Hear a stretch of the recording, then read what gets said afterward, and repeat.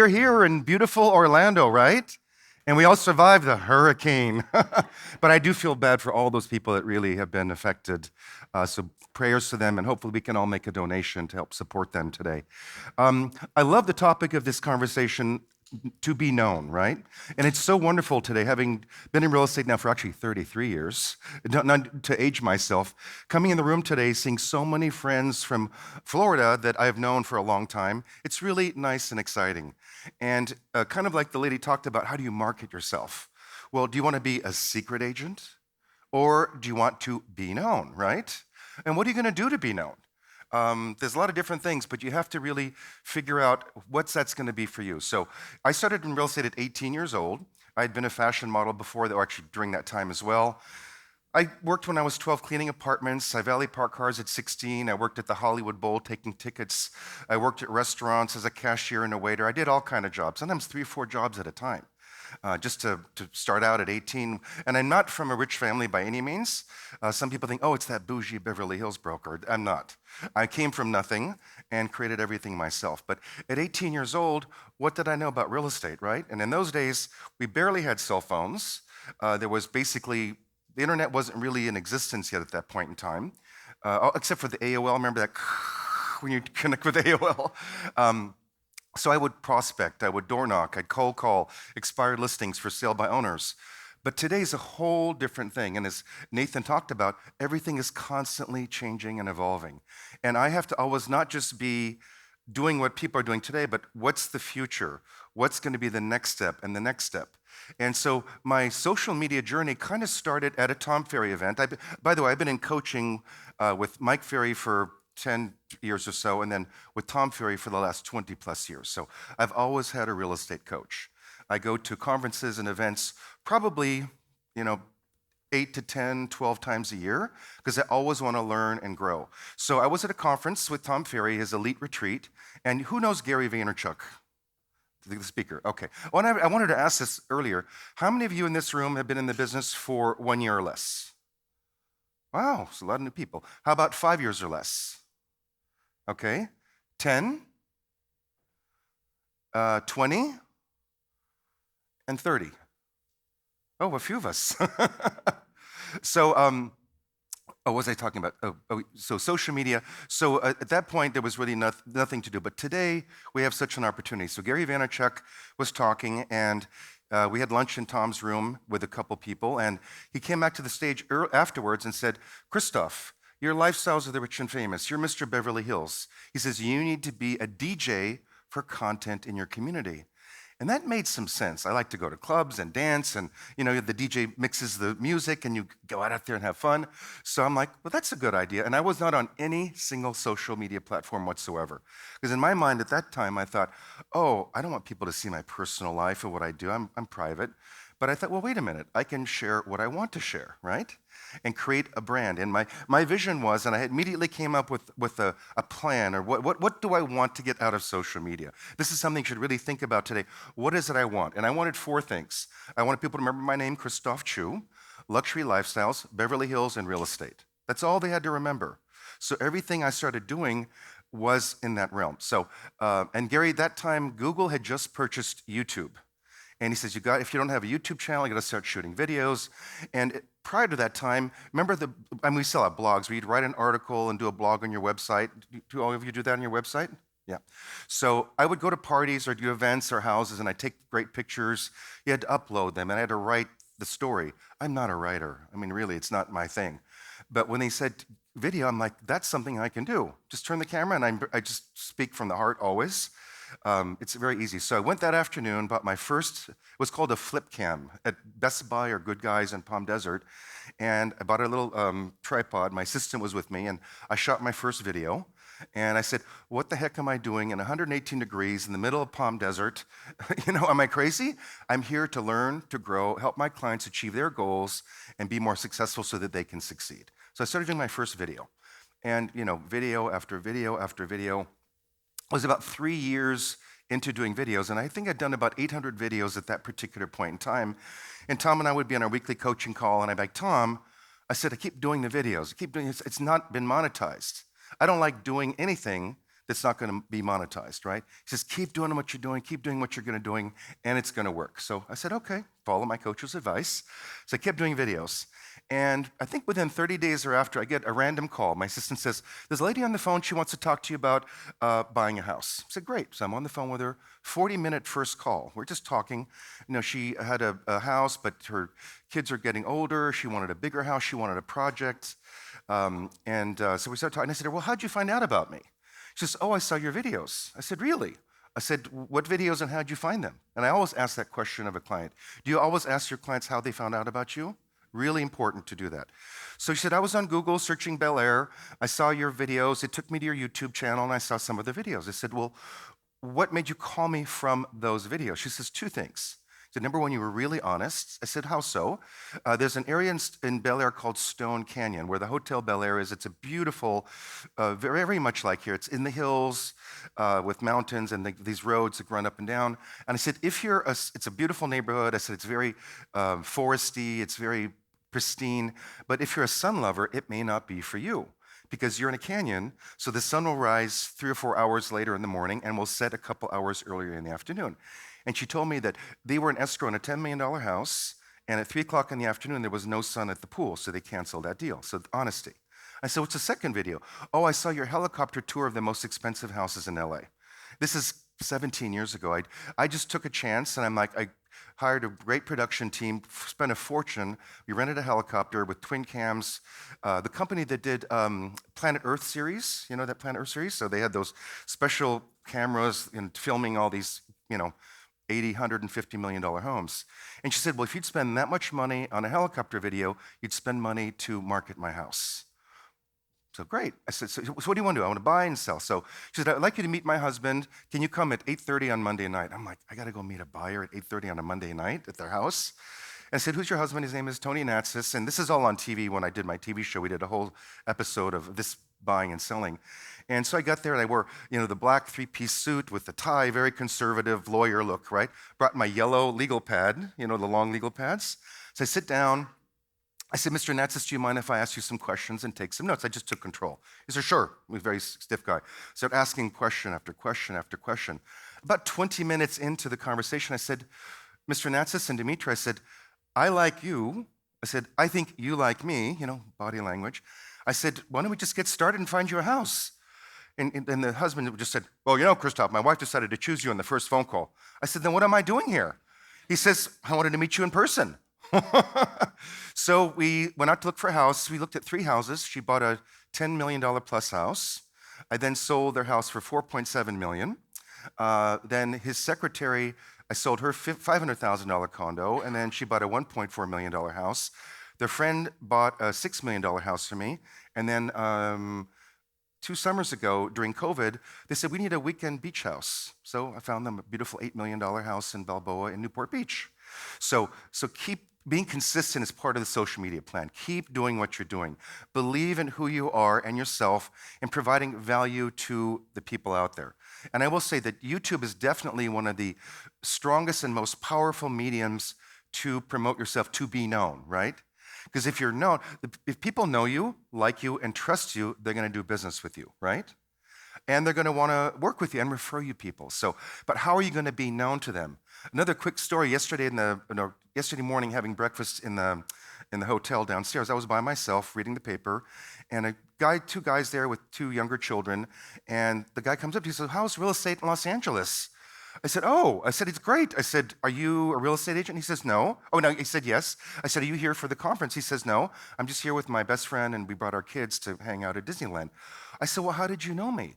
He says, I've been in real estate now for 10 years. He has a license in Boston and Tampa, I think. And he says, I've been watching your YouTube videos for like 12, 13 years since he first got his license. So just randomly at the hotel, he recognized me from my YouTube videos. And that happens quite often. So what are you going to do to put yourself out there? How many of you are on social media platforms? Okay. Is everyone here on Facebook? Who's not on Facebook? Okay. Who's not on Instagram? So most of you are on social media. How many of you are posting once a week, at least? Okay. How about once a day? Great. How about more than once a day? Good. We've got 1, 2, 3, a few. You have to realize when you post something on your social media, depending on how many followers you have, but it doesn't matter, maybe only 10% of your audience will see what you're posting. So you have to just understand that. So I typically post 4 to 5 times a day, sometimes more. I have a lot of content. I just don't have time to post unless I have someone do it for me. But you got to come up with a strategy and a plan. So for me, every morning I post a positive quote because we're all in a very stressful business. Our clients get stressed out. We get stressed out. So whatever's on my mind of negativity, I look for a post or I write a post and I share a quote or something inspirational that helps lift me out of whatever is bothering me. And then I post something about real estate. We do market snapshot videos. We have basically about 20 different MLS areas that I work in, from Beverly Hills to Bel Air, Hollywood Hills, Malibu, all the areas. So, and I started doing this about 2 years ago, and it's especially good for referrals. So I do a little 40-second to 60-second quick market snapshot. I've got the screen behind me with all the stats for the month in that particular area. And I just talk about it. I talk about the area quickly and why people love it and what's going on in that neighborhood. I've noticed a huge increase in my real estate agent referrals because people think, oh, Christophe, he's in Beverly Hills. They don't know that Malibu is just right next to Beverly Hills, right? Or LA is right around, and Beverly Hills is like an island in the middle of Los Angeles. So now with everyone saying, oh, he does Mar Vista, oh, he does Los Feliz. So the more they see what you're doing, then they think, oh, I have a referral for the Hollywood Hills. Oh, but Christophe's only in Beverly Hills. So whatever communities you have, I suggest coming up with some market snapshots and posting them and doing videos about them. And then I like to post, of course, property photos, new listings, video tours. Every listing we take, we do. It could be anywhere from 5 to 10 to 12 videos on that house. We do a production video with a production company, drone footage, me doing a walking tour with the production company, or I'll just take my camera and literally hold the camera and do a little intro and say, hey, let me take you on a virtual showing of this house. And I literally walk through and just me behind the camera, just talking and sharing all the details of the house with the buyer. And the funny thing is the buyers and consumers, they much prefer those handheld walking tour videos than those fancy production ones that I like, because it's more polished.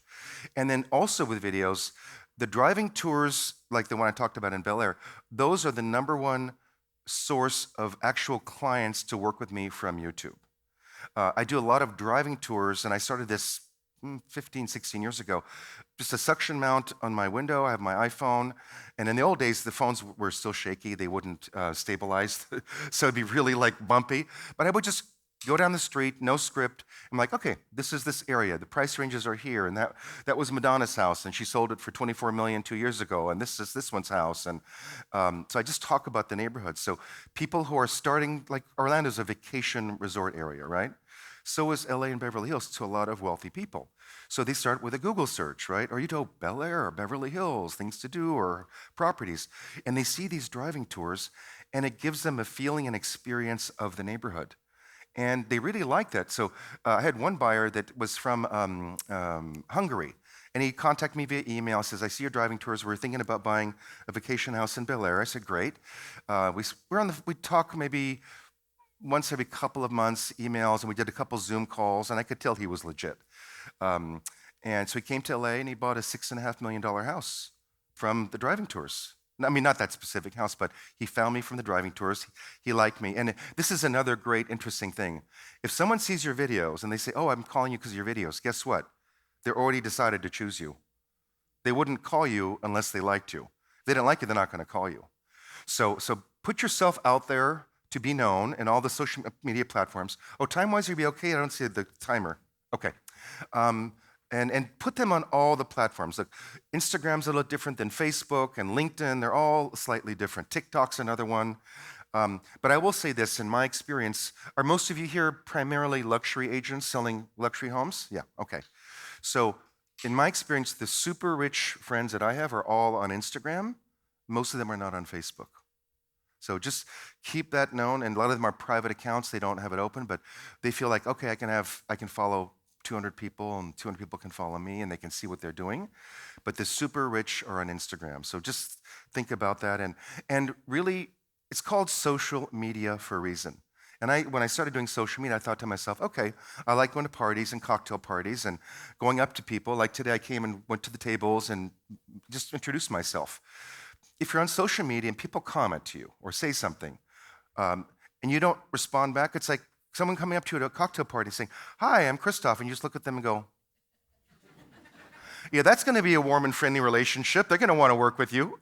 So, and just be yourself and be authentic. I mean, people see me in my fancy clothes or whatever in Beverly Hills at these mansions. But like here the other day, you know that they have a lazy river pool? So we had the best time in the lazy river pool. Taro and I were there, drinking champagne, going in the pool, under the waterfall, and I put the video up in like 3,000 views in like an hour. And like people are like, "Oh my God, you're the best. I love it. You do that kind of stuff." If people think you're this way, show them your other side. Show them you're just a regular person, human being, that's warm, friendly, open, and approachable, right? So that's another thing to think about. What else about social media? I had my points, but usually I don't read my points. I think might be a good to do questions and answers. I think that's going to be more valuable to the audience. Christophe, just a quick question. How important is it when you post and then you have somebody reply to a message, how important is it to then re-engage and answer those questions? That was part of what I was going to say is always interact. People take the time to make a comment, respond back to them.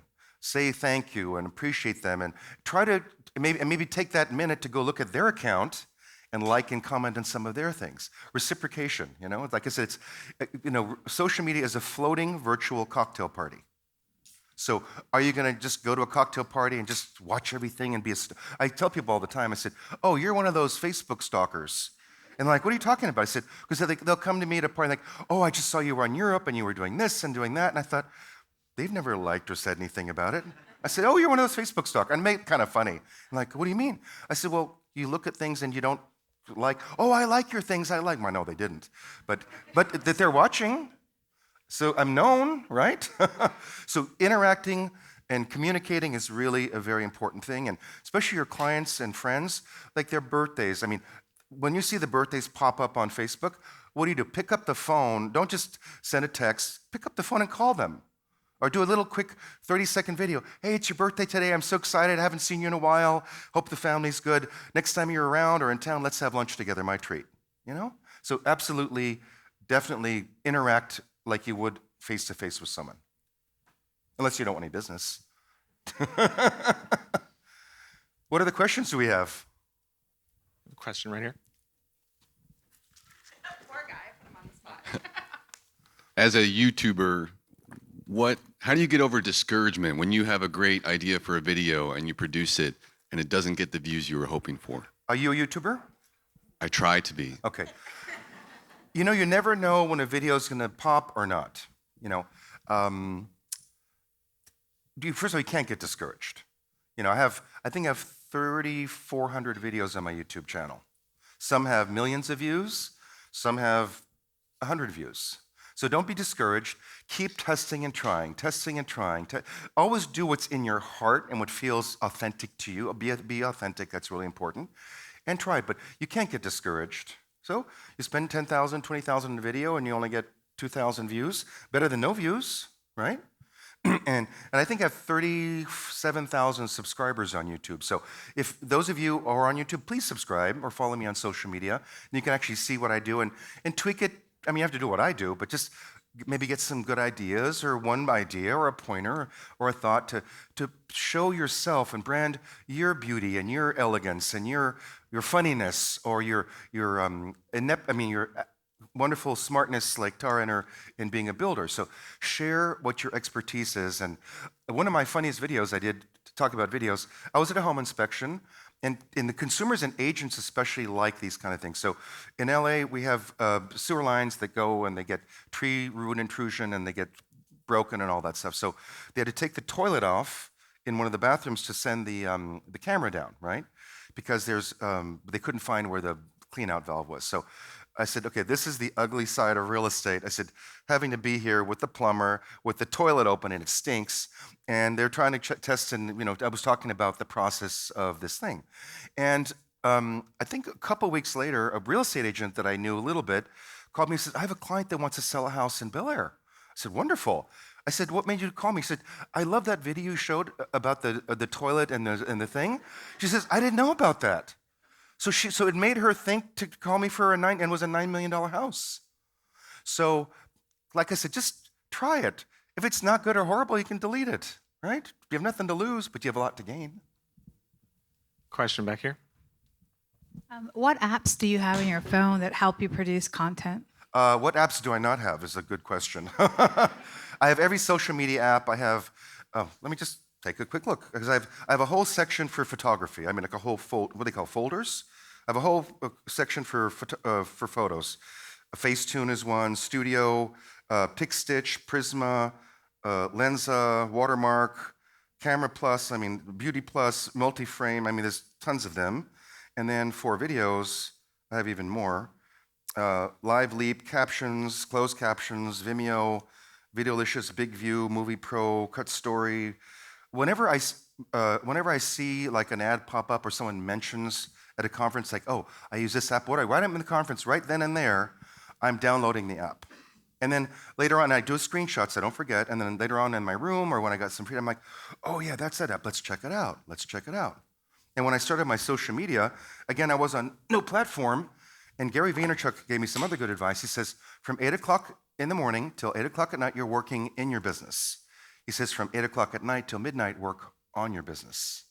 So I thought, okay, I'm on no platform. So I started off with Facebook was the big, Instagram didn't even exist in that time. So I downloaded Facebook. I spent a couple hours checking out what it is and who's on there and creating a profile and my photos and all that stuff. Then I did, I think LinkedIn was the next day. So just take it one step at a time. So if you're not on something, try it, you might like it. So just keep doing something different. And anytime you hear about apps, just try it out.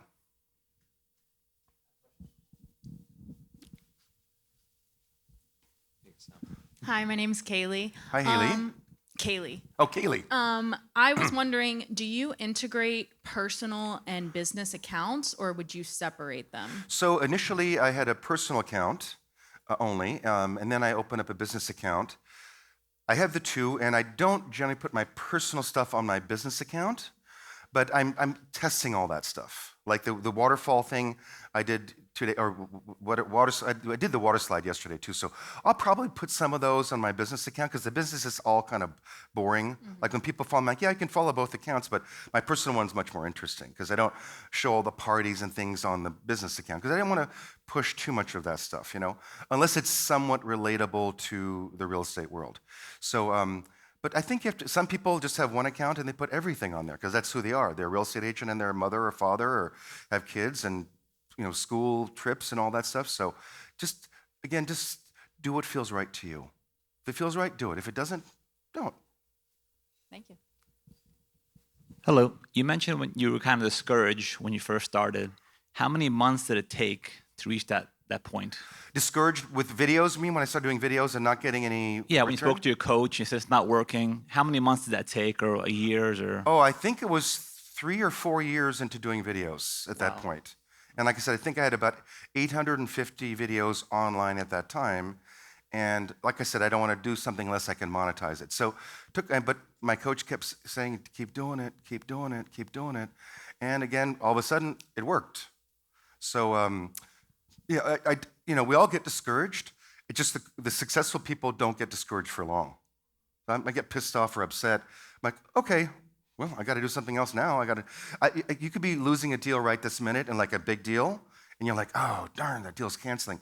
But in 10 minutes, you have a new listing appointment. So you're going to go there, we're like, oh, hi, yeah, I just lost a deal, but I'm here to list your house. You want to list with me? Or you're going to come in and like brush that stuff off and come like, hey, I'm here. What are we going to do to help you? You have to be an actor on a stage. When I first started in real estate, we have a lot of very successful big-time brokers in Beverly Hills, as you all know. So one of the names was June Scott. She'd been around forever and was like the queen of luxury real estate. And of course, being 19 years old, I would go meet the top brokers, take them out to lunch and learn from them. I said, June, what advice do you have for me? She says 2 things. She says, when you meet a client, you're an actor on stage, you flip that switch. You light yourself up like a Christmas tree. Just light yourself up, you smile, because you're there to solve their problems, not talk about your problems, right? And the second thing she says, when you're meeting a seller, you take charge of the appointment. You go in the room and sit, here, let me sit here at this chair. You take the power chair. You said, oh, would you guys sit over here? And also lighting is important. Like if there's a light coming from a window here and I'm there, I don't like that. So I will be my back to the light so I can see them and I'm not distracted with the light in my eyes. So don't be discouraged, just slough it off and just move on to the next thing. Because that discouragement may stop you from getting the next magical moment. And I believe in magical moments. And there's true scientific evidence proving if you think positively and your mind is happy and positive, you will attract that. You attract what you put out there. So if you're like, you know, some of those agents, you mean like they're always just like, oh yeah, it's always doom and gloom and, you know, who the heck wants to be? It's like, get away. Blood-sucking vampires, right? They're energy vampires. So we all get discouraged. Just slough it off and keep moving on. And if you just do something fun. If you have kids, go out, take a walk, whatever. Just forget about it and move on to something new. Hi, Christophe. Hi. So the more you put We've yourself... met before, haven't we? We have. How are you? That's what I thought, yeah. Vivian. Vivian, Very nice from to here, see from you Orlando. again. Yes. So nice. So many people here that I know. I love that.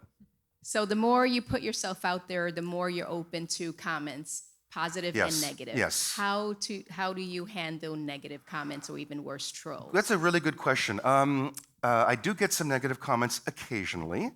I just don't put much credence to it. But especially on YouTube in particular, people will, you know, the naysayers come out and make all these weird comments. I just delete it. Okay. Yeah. I don't interact with negativity. Like if it's something that's really wrong about a property, like somebody I would put a post of some property listings, and this lady I know, she would make all these negative comments about the house. And I sent her a private message, said, you can comment, but don't post negative comments about my properties because the sellers are watching and I don't want them to feel bad, you know? So, but I just don't engage in any, negativity is out there. I just run away from it. What's the next positive thing? What's the next happy moment? How can I create a happy moment, you know? So yeah, just don't, I mean, some people just go, oh my God, you won't believe what they said to me, you know? When I first started out in doing in real estate, Mike Ferry's son, Matthew Ferry, was teaching NLP, Neuro-Linguistic Programming, how to speak. So we were at dinner at Mr. Chow in LA after a 3-day event, like script training event, right? And we're at dinner, and it was so funny. He says, you know, Christophe, you have a very feminine voice. And I'd never heard that before. And my wife turned around to him and looked and says, so, Mr. Matthew Ferry, what do you think you are, the model of masculinity? I swear to God. And there were a lot of other friends there, so that was just so funny. Nowadays, so that kind of gave me a little complex a little bit at that time. I thought, does my voice really sound like that? Nowadays, one of the consistent comments on YouTube, I love your voice. It's so soothing. Oh, be on my way home, I listen to you on YouTube, on your videos, and it makes me feel relaxed. So, hey, some people don't like it, some people like it. So screw the ones that don't.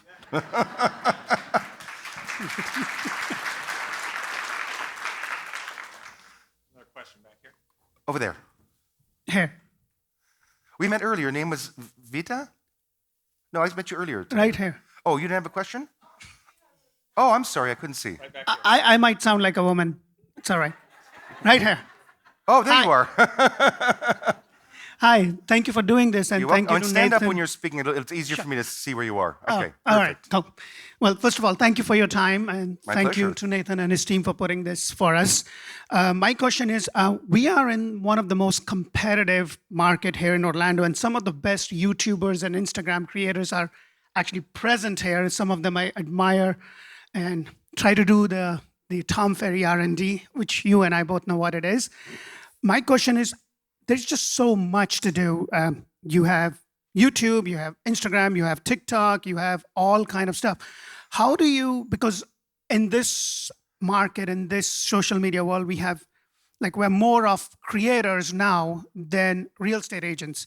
How do you kind of organize your time and how do you go about it? Because there's just so much to do. It's like, when are you going to sell real estate? It's like, I'm just creating content. I'm shooting almost 4 to 5 days a week, and there's a lot more to it. So what would be your advice, and how do you differentiate yourself? Because it's just you know, I'm sure all the YouTubers would agree. I mean, there's just so much. Like, I like this about Justin, I like this about Tiffany, I like this about some other person. How do you kind of go about it to have your own separate degree of difference to kind of attract your people? So first of all, I'm in Beverly Hills, so it's probably Beverly Hills and Dolly and her daughter from Manhattan, luxury markets, and those are probably the most competitive markets in the world. So forget about competition. There's no competition, it's all about who you are. That's number one, so forget about that. Time is an issue with social media because it does take up a lot of time to shoot videos, all that kind of thing. You learn as you go, like my market snapshots, it takes us we got it down to about 45 minutes. We got the room ready, the camera's ready, I got the screen, I got my little notes, my assistant goes one by one, and we shoot it, next one, shoot it, next one, shoot it. It's called batch filming. You just shoot everything at one time, that way you don't have to, you can't break up your schedule to shoot one today and one tomorrow and all that stuff. When you're at the house shooting a video, my video shoots can often take a day. Sometimes it takes 4 or 5 different days because weather, it's cloudy, and, you want to do a beautiful pool, and it's overcast for the whole month of June or whatever. So batch it. I'm very blessed and fortunate, thank goodness, because I'm known. I'd say at least 10 times a year, young college students typically contact me and want to be an intern. Okay, and the interns work for me for a year, and they don't get paid. But they, I mean, I take care of them, but they want to learn from me, and they're very helpful to me, and they have a great opportunity to be with an agent that's been doing this for 30 years, always evolving. And so I get a lot of interns. I also have an assistant.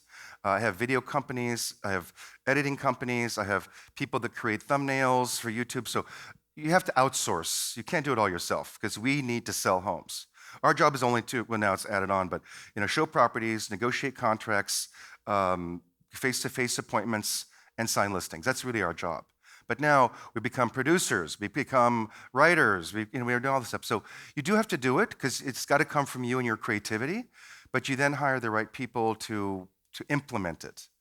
And because like when I do a full production video, I want a 1.5 minute YouTube vertical version. I want a 1 minute unbranded version. I want a full horizontal, full tour, full length branded, one unbranded. So I have a kind of a system of what I need and want for each different kind of video.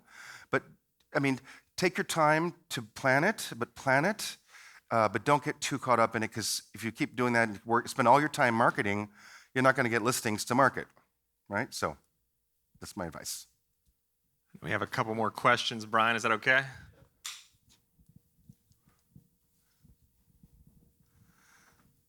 My wonderful friend, we saw each other in Dallas. Christophe, I think we've seen each other everywhere, and that actually segues into my question. For someone high profile like yourself, when your video and content starts to create the type of momentum that you're desiring, you really just touched on something truly important. Delegate or die tends to be something that I really coach, train, and develop agents on. When you and I are at all of these conferences, Inman Connect, so on and so forth, we have to have systems and operations running our calendar and our schedule seamlessly without us. Yep. Can you go a little bit deeper on how you delegate different tasks effectively so that your business is not completely reliant on you to run? Well, I'm kind of a control freak. That's one thing I have to be cautious of because I just want like if I ask someone to do something for me and they'll do it and I'm like, this is not what I want it this way. I'm like, I can just do it myself quicker and more efficiently than going back and forth with 10 revisions. So that's a bit of a challenge. Calendar, I handle most of the calendar. I mean, I know what I want to do. I just say to my assistant, you put it in there and that kind of stuff. I don't like to input that stuff in the calendar. But what was the main crux of the question?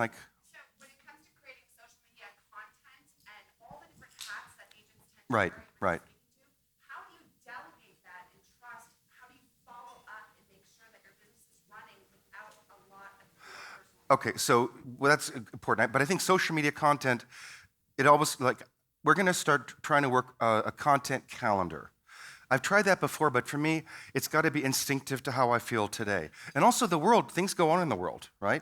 Like if all of a sudden you want to post some glitzy party and then today's the day of 9/11 where people are dying and the towers collapsing. That's probably not a good strategy.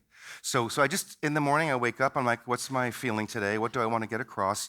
And I kind of go more that works more for me. It's more organic and natural than kind of having oh, Christmas, you do this one and you do that one.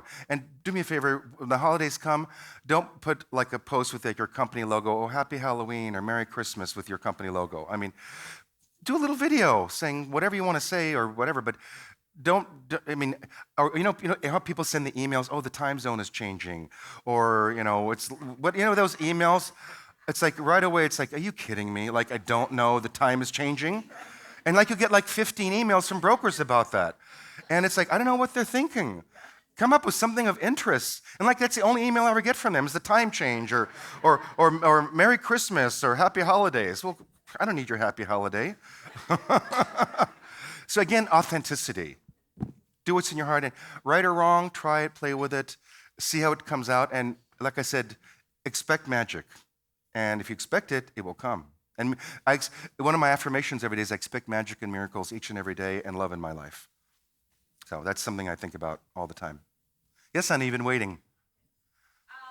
So being authentic, sometimes we have the perfect opportunity to shoot a video and we don't look that good. Like, I mean, we don't always look good, but it is the perfect opportunity. Should I shoot the video? Should I just don't be? That's an interesting question, and a lot of women at conferences, they come, oh, I want to do videos like you, but I don't feel comfortable, I don't look right. I said, honey, you're talking to me right now. I said, you look the way you look. Whether you're on camera, on a video in front of millions of people, or you're talking to me one-on-one, that's how you look. So you're gonna block your opportunities and not put yourself out there because you don't like the way you look. If you follow me, look at my video on the not the jungle ride, the lazy river the other day. I mean, I look like a mess. I mean, my hair is all messed up, and when I came down the slide yesterday, I didn't put that up yet. My stomach was showing, and it's not exactly the smallest stomach, and my hair looks messy. And I said, oh, let's have some champagne. I'm floating around like this, and I go into the water. People like that. I mean, look at the comments of everyone, what they said. I mean, you're the best. I mean, I love you. And these are, like Glenda Baker from Atlanta says, oh, I just adore you. And I mean, these are big time agents. So they they know me personally. We hang out at dinners and we go to parties together. So forget about how you look, because you look the way you look. And whether you're face to face with someone, I mean, you happy with the way you look right now? Yes. Good. So then why don't you shoot your first video? No, often like I'll be with people that come up to me after a conference, like, oh, video. I said, do you have your phone here with you? Yeah. I said, okay, let's shoot the first video. I said, open your phone, put the video on. I said, I'll do a selfie video. I'll introduce you, and you tell about what you learned here today. Let's keep it under 60 seconds. And they may be nervous or whatever, but I just force them to it. Or sometimes they're like, oh, I can't do it right now. I said, you got to promise me that you're going to, oh, it reminds me, the summit, a woman promised to do a video, and she said she was going to give $500 to charity if she didn't do it, and she didn't do it. I don't know who she is, though. See, she's not known.